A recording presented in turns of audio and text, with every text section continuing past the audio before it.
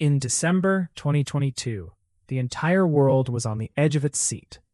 An Arab-African nation shattering every expectation, knocking out European giants, and reaching the semi-final of the World Cup. Morocco was not just a dark horse. Morocco wrote a brand new chapter in football history.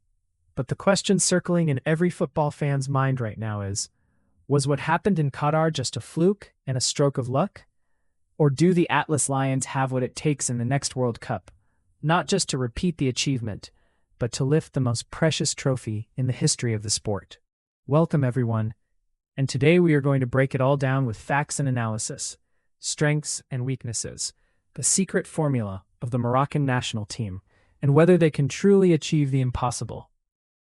To win the World Cup, you need the kind of player quality that can go toe-to-toe with nations like France and Brazil, and Morocco right now has exactly that arsenal.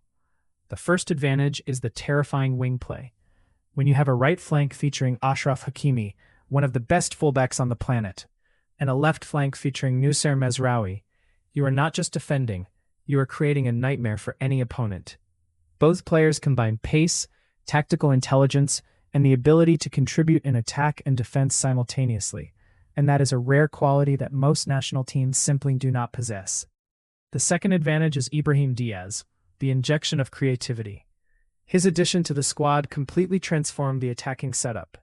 This player provides individual solutions, the ability to penetrate from deep positions, and the link between midfield and attack. That was the missing piece for Morocco in 2022, and now it is firmly in place and making a massive difference. The third advantage is the DNA that Regragui planted in this team. Walid Regragui, the former coach of the Atlas Lions, embedded a all-for-one mentality into this squad before his departure. Defending starts from the striker, and tactical discipline is extremely strict. The new coach, Mohamed Ouahbi, who arrives fresh from winning the Under-20 World Cup with a balanced style, combining defensive solidity and fast attacking transitions, is now tasked with preserving and building on that identity.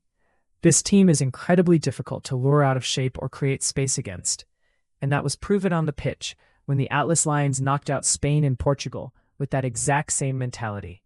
But there is no perfect team in football, and for Morocco to lift the trophy, Ouahbi must solve some very real problems within the squad. The first weakness is the striker crisis. Despite having names like Youssef En-Nesyri and Ayoub El-Kaabi, the Moroccan national team frequently struggles to find a true finisher who can translate dominance into goals from half chances, especially in tight matches against teams playing deep defensive blocks. The second weakness is the depth of the bench. Morocco's starting 11 is frightening, but in a long and exhausting tournament like the World Cup, when injuries and suspensions start hitting, can the substitutes step in and deliver the same level of quality?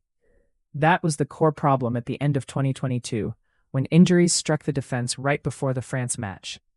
The third weakness is ball circulation against smaller teams. Morocco excels when playing reactively against big nations that come at them. But when Morocco is the one required to attack and control the game, the creativity decreases and the slowness in building play begins to show. And that is a vulnerability that any smart coach can exploit. So how can Morocco actually come home with the gold? The realistic scenario says Morocco needs exactly three things. First, a favorable draw that avoids an early collision with the tournament heavyweights in the round of 16, preserving physical energy for the decisive stages. Second, maximum attacking efficiency. Diaz and Ziyech need to be at the absolute peak of their form to create chances, and the strikers must convert from half opportunities, not just from clear-cut ones.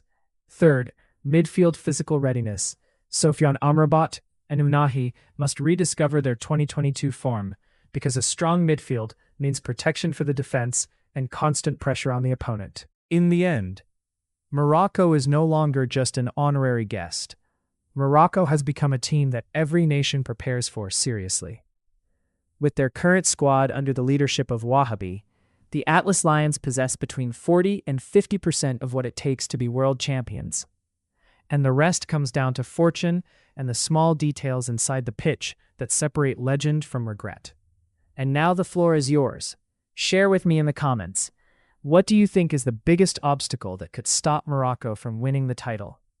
And which player are you betting on to be the star of the tournament? Don't forget to like and subscribe so we can talk again in the next episode. See you soon. Take care.